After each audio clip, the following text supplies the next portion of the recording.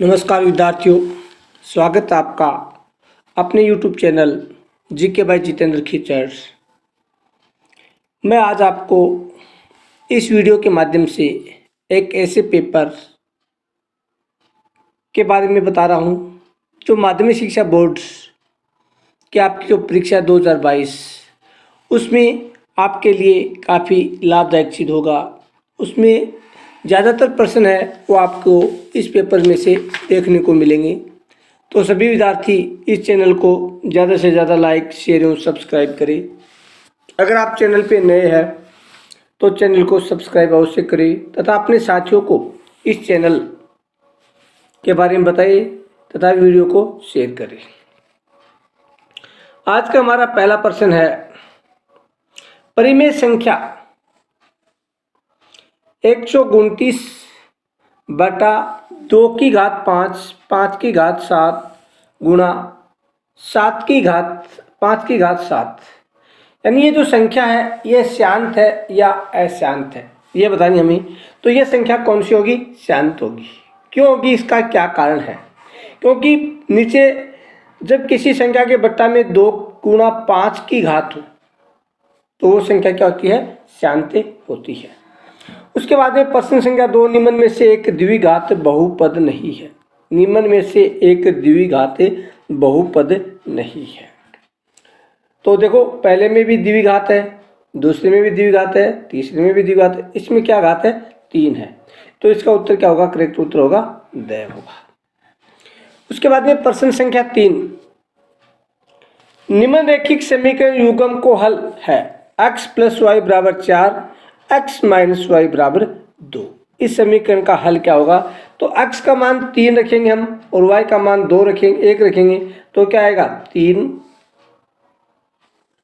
+ 1 = 4। पहली कंडीशन हमारी पूर्ण होती है। दूसरा 3 - 1 = 2, दूसरी कंडीशन भी पूरी होती है। लेकिन एक बार हम x का मान 1 रखेंगे और y का मान 3 रखेंगे, तब देखते हैं। x का मान 1 रखेंगे, y का मान 3 रखेंगे, तो x 1 और y 3, पहली कंडीशन तो पूरी होती है, लेकिन हमारी दूसरी कंडीशन है वो पूरी नहीं होती है, क्योंकि x का मान 1 रखेंगे, y का 3 रखेंगे तो -2 होगा। तो इसका हमारा आंसर होगा फर्स्ट। प्रश्न संख्या 4, निम्नलिखित में से कौन द्विघात समीकरण को हल करने की एक विधि है? गुणनखंड विधि, पूर्ण वर्ग विधि, द्विघात सूत्र विधि और उपयुक्त सभी। तो इसमें सभी विधियां है, तो 4 का उत्तर होगा हमारा द होगा। उसके बाद 5 नंबर, समांतर श्रेणी 4, 10, 16, 22 का प्रथम पद 4 और सार व अंतर कितना होगा? 6 होगा। तो 4, 6, तो हमारा उत्तर हो जाएगा ब। उसके बाद 3.5 सेमी त्रिज्या वाले वृत्त का व्यास कितना होगा? तो त्रिज्या का व्यास कितना होता है? 2 गुना होता है। तो 3.5 को 2 से गुना करेंगे तो क्या आएगा? 7 सेंटीमीटर। हमारा उत्तर होगा ब। बिंदु -3 और 5 कौन से चतुर्थांश में है? देखो, इसके लिए क्या करना, हमने को चतुर्थांश बनाने है। माइनस का 3 अक्ष है, तो अक्ष इधर आएगा, यहाँ पर है माइनस का 3 अक्ष, और y प्लस की है तो ये बिंदु होगा यहाँ पर होगा। तो यहाँ कौन सा चतुर्थांश होगा? द्वितीय होगा। तो हमारा उत्तर होगा ब होगा। उसके बाद में हमारा अगला प्रश्न, प्रश्न संख्या 8, tan 45 + cot 45 का मान क्या होगा? tan 45 और cot 45 का मान होगा 2, क्योंकि tan 45 का मान 1, cot 45 का मान 1 = 2। हमारा उत्तर होगा ब। उसके बाद में cot 90 - 48 डिग्री का मान, cos 90 - 48 डिग्री का मान होगा। तो ये कौन सा मान होगा? हमारा 9 नंबर का क्वेश्चन है हमारा।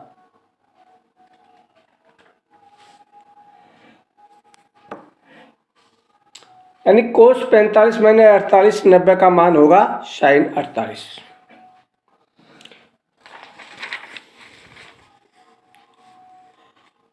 उसके बाद में 10 नंबर प्रश्न हमारा, निम्न में से कौन एक माध्य ज्ञात करने का सूत्र नहीं है? माध्य ज्ञात करने का सूत्र नहीं है। तो इसमें माध्य ज्ञात करने का सूत्र नहीं है, ये ब नंबर। सिग्मा x बटा n, सिग्मा f x बटा n, सिग्मा f d बटा n, ये सभी माध्य ज्ञात करने के सूत्र है। उसके बाद में प्रश्न संख्या 11 निम्न का बहुलक होगा। निम्न का बहुलक होगा प्रश्न संख्या 11 है, तो इसका बहुलक होगा 7, क्योंकि सबसे ज़्यादा बारंबारता किसकी है? 7 की ही है। 8, निम्न में से कौन सी संख्या किसी घटना की प्रायिकता नहीं हो सकती है? 2/5 -1/5 15%, 0.7%। तो इसमें से माइनस की संख्या कभी प्रायिकता नहीं होती है। उसके बाद में फिल इन द ब्लैंक्स यानी रिक्त स्थानों की पूर्ति कीजिए। पहला, यदि A1/A2 B1/B2 C1/C2 तीनों बराबर हो तो समीकरण निकाय का हल होगा। तो इस समीकरण निकाय का हल क्या होगा? अनंत, यानी ये संगत है, इसका हल होगा अनंत। अनंत। 2 नंबर, समांतर श्रेणी 10 8 6 4 का 7वां पद है, यानी एक समांतर श्रेणी दे रखी है, इसका 2 है वो 7वां पद होगा। इसका 2 है वो, इसका क्या होगा? 7वां पद होगा। -2 इसका 7वां पद होगा। जैसे 2 कम होते जा रहे हैं तो क्या हो जाएगी श्रेणी? 10 8 6 4 4 पद हो गए, फिर 2 5 0 6 और -2, ये 7वां पद होगा। प्रश्न संख्या 8 तीसरा, किसी बाहरी बिंदु से वृत्त पर स्पर्श रेखाएं खींची जा सकती है। कोई भी एक बाहरी बिंदु है उससे, जैसे ये एक वृत्त है, ये एक बिंदु है, इससे केवल 2 स्पर्श रेखाएं खींची जा सकती है, तो उत्तर होगा 2। प्रश्न संख्या 4, 2 में 4 का निर्देशांक ज्यामिति में 2 बिंदुओं के बीच की दूरी ज्ञात करने का सूत्र क्या है? 2 बिंदुओं के बीच की दूरी ज्ञात करने के लिए कौन सा सूत्र काम में लेते हैं? तो इसके लिए कौन सा सूत्र होगा हमारा? √x2 - x1 का square plus y2 - y। 5 number है, sin 90 थीटा -0 या sin 90 थीटा -90 माइनस थीटा, ये किसके बराबर होता है? कोस थीटा के बराबर होता है। किसके बराबर होता है? कोस थीटा, कोस थीटा के बराबर होता है।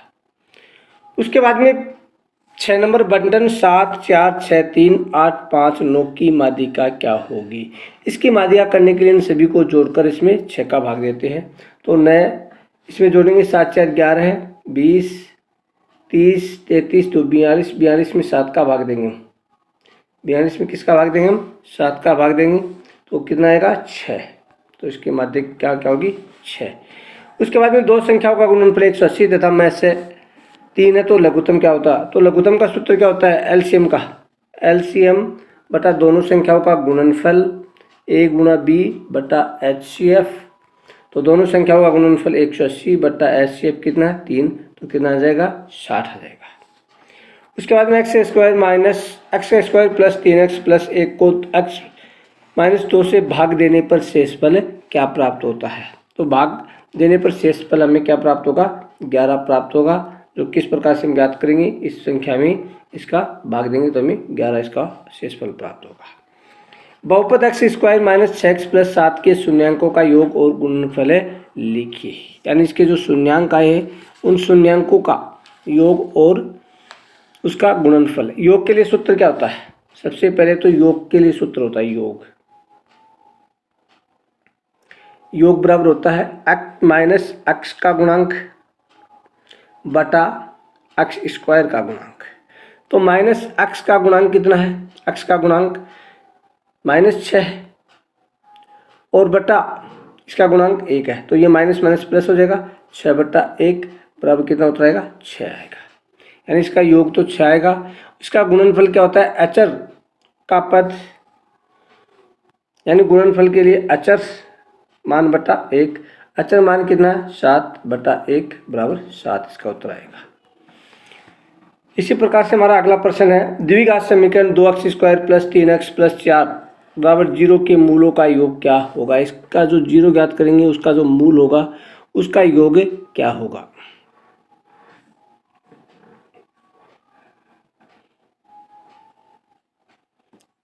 -3 बटा 2, यानी जो मूल है उसका योग में होता है x का गुणांक कितना है? 3 माइनस का हो जाएगा, और x² का गुणांक कितना है? 2। अभी लिखा था हमने -b बटा a, तो -b 3 है बटा 2a है, तो इसका हो जाएगा ये। उसके बाद में द्विघात समीकरण के मूल ज्ञात करने के लिए श्रीधराचार्य सूत्र लिखिए। श्रीधराचार्य सूत्र क्या होता है? -b अंडर रूट से पहले plus minus under root b का स्क्वायर -4ac बटा 2a। ये क्या होता है? श्रीधराचार्य सूत्र होता है।